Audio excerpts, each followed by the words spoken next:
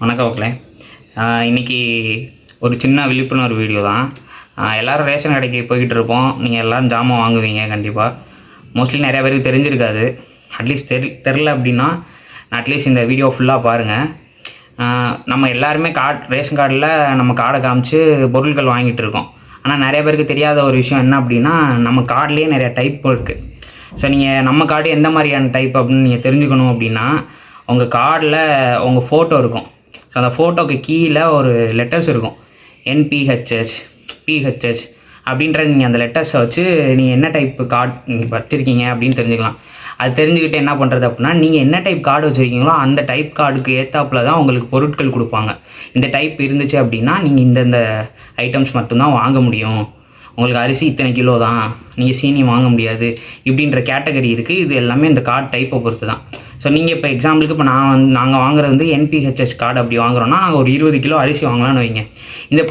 இந்த பதிவு எதுக்காக அப்படின்னா, இதை யூஸ் பண்ணி நிறையா திருட்டு நடந்துகிட்ருக்கு நம்ம ரேஷன் கடைகளில். இப்போலாம் நடந்துகிட்ருக்கு. மேபி நீங்கள் கவனிச்சிருக்க மாட்டீங்க. அட்லீஸ்ட் இனிமேலாச்சும் கவனிங்க. ஏன் அப்படின்னா, எக்ஸாம்பிளுக்கு இப்போ நான் எல்லாத்தையும் நான் ப்ரூஃப் வீடியோ எடுத்து உங்களுக்கு காமிச்சிட்டு நான் ப்ரூஃப் சொல்ல முடியாது. ஜஸ்ட் நான் எக்ஸ்பீரியன்ஸ் பண்ணதை உங்களுக்கு சொல்லணுன்றதுக்காக இந்த ஒரு சின்ன பதிவு. இப்போ எக்ஸாம்பிள் இப்போ வந்து ஒரு லிஸ்ட்டு வந்து நீங்கள் ரிஜிஸ்டர் பண்ண நம்பருக்கு நீங்கள் என்னென்ன பொருட்கள் வாங்கியிருக்கீங்களோ மெசேஜ் வந்துடும். அப்படி நீங்கள் வந்துச்சு அப்படின்னா நீங்கள் அதில் செக் பண்ணலாம். இவ்வளோ அமௌண்ட்டு தான் இருக்குது அப்படின்ற பட்சத்தில் இப்போ எங்களுக்கு 105 ரூபா வருது அப்படின்னா கிட்டத்தட்ட 110 ரூபா வாங்குறாங்க. இப்போ ஒரு ஆளுக்கு ஒரு 5 ரூபா எக்ஸ்ட்ரா வாங்குறாங்கன்ற பட்சத்தில் தெரிஞ்சவங்க அதை பார்த்துட்டு மெசேஜை பார்த்துட்டு என்ன 105 ரூபா தானே நீங்கள் 110 ரூபா வாங்குறீங்கன்னு கேட்டுருவாங்க. ஒருவேளை அது தெரியாதவங்க, ஃபோனை பார்க்காதவங்க, சரி இதுதான் அப்படின்னு நம்பி வாங்கிட்டு போகிறவங்க எத்தனையோ பேர். ஸோ ஒரு கார்டு, ஒரு ஏரியாவில் இருக்க ரேஷன் கடைக்கு எத்தனையோ கார்டு வரும். இந்த மாதிரி தெரிஞ்சவங்க கேட்டுறாங்க, தெரியாதவங்க இந்த மாதிரி ஒரு ஆளுக்கு ஒரு கார்டுக்கு 5 ரூபா எடுத்தால் என்ன ஆகுறது? இன்னொன்று, ரேஷன் கடையில் நம்ம எடை மிஷின் இப்போ எல்லாமே ஆட்டோமேட்டிக்காக வந்துருச்சு. அங்கே எடை வச்சா மட்டும்தான் இங்கே லிஸ்ட்டில் ஏறும். ஸோ அதில் எப்படிடா நம்ம பண்ண முடியும் அப்படின்னா, திருட்டு பண்ண முடியும் அப்படின்னு நினச்சி என்ன பண்ணுறாங்க அப்படின்னா, அந்த எடை வைக்கிற அந்த பாத்திரம் இருக்கு இல்லையா, அந்த பாத்திரத்தில் கொட்டி தானே நமக்கு எடை வைக்கிறாங்க. அந்த பாத்திர வெயிட்டை வந்து கழிக்கிறது கிடையாது. நீங்கள் பார்த்தீங்கன்னா கவனிச்சிங்கன்னா தெரியும், அந்த பாத்திரத்தை நம்ம எடை மிஷினில் வச்சு அதை நம்ம வந்து 0க்கு நம்ம பட்டன் அமுக்குனா தான் அந்த வைக்கிற பாத்திரத்தோட வெயிட் அதில் கழியும். இல்லைன்ற பட்சத்தில் அந்த பாத்திரத்தோட வெயிட்டையும் ஆட் பண்ணி தான் நமக்கு எடை போட்டு கொடுக்குறாங்க.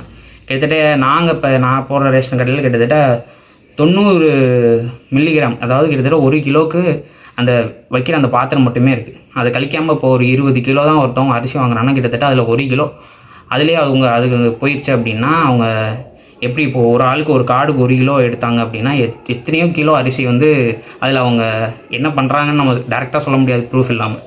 பட் எங்கே போகுது, எதுக்கு அந்த 1 கிலோ எடுக்கணும் அப்படின்ற ஒரு கேள்வி வருது.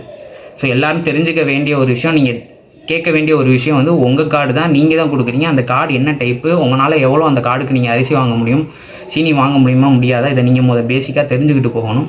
இன்னொன்று, நீங்கள் அந்த ரிஜிஸ்டர் பண்ண அந்த ரிஜிஸ்டர் பண்ண நம்பர் இருக்கிற மொபைல் ஃபோனை கையோடு கொண்டுகிட்டு போய் இவ்வளோ தான் அமௌண்ட் வருதா, நீங்கள் வாங்குகிற காசு வந்து கரெக்டாக இல்லையான்னு செக் பண்ணி ஒன்று வாங்கணும். இன்னொன்று, அதே மாதிரி நான் சொன்ன அந்த எடை மிஷின் நீங்கள் வந்து உன்னிப்பாக கவனித்து போடுறப்போ ஏன் அதை நீங்கள் கழிச்சிட்டு போடுங்கன்ட்டு நீங்கள் கேட்கணும். இப்போ ஓவராலாக கேட்டால் மட்டும்தான் வந்து அவங்க மாற்றுவாங்களே ஒழிய, நீங்கள் அவங்களா அதை மாற்றிக்குவாங்க அப்படின்னு நினச்சா நடக்காது. இப்போ நான் ஒரு பையன் இங்கே நிற்கிறேன், சரி தெரியுதுன்றப்போ நான் பேசுகிறேன் அப்படின்னா, அங்கே சுற்றி உள்ளவங்க நான் இருக்கிறனால ஒரு 4 பேர் கேட்குறாங்க. ஒருவேளை நான் என்ன மாதிரி யாரும் அங்கே இல்லை, கேட்கல அப்படின்ற பட்சத்தில் எல்லாம் லைனாக வாங்கிட்டு தான் போவாங்க. இன்னொன்று, எக்ஸ்ட்ரா ஒரு பொருட்களை சேர்த்து விற்கிறது, அது கவர்மெண்ட் சைட்லேருந்து கொடுக்கவே கிடையாது. ஒரு அரிசி, பருப்பு, சீனி இப்படின்னா இது கவர்மெண்ட் சைட்லேருந்து கொடுக்குறாங்க அப்படின்னா எக்ஸ்ட்ரா ஏதாவது பொட்டுக்கல்லையோ சேமியாவோ இந்த மாதிரி பொருட்கள்லாம் கொடுக்குறது. எங்கள் ரேஷன் கடையில் வந்து பொட்டுக்கல்ல அந்த சேமியா அந்த மாதிரி கொடுக்குற பழக்கம் இருக்கும். அது வந்து தெரிஞ்சவங்க வேண்டாம், எங்களுக்கு தேவையில்லை, அது லிஸ்ட்டில் வராது, எங்களுக்கு அது அவசியம் கிடையாது அப்படின்ட்டு அதை கொடுத்துட்டு வந்துடுவாங்க. தெரியாதவங்கள்ட்ட அவங்க கம்பலாக நீங்கள் வாங்கி தான் ஆகணும் அப்படின்றாங்க. கட்டாயமாக வாங்கிட்டு போகணும், இது கவர்மெண்ட்லேருந்து கொடுக்குறாங்கன்னு சும்மா போய் சொல்கிறாங்க. அப்போ என்ன பண்ணுவாங்க, அதை வாங்கிட்டு போயிடுவாங்க.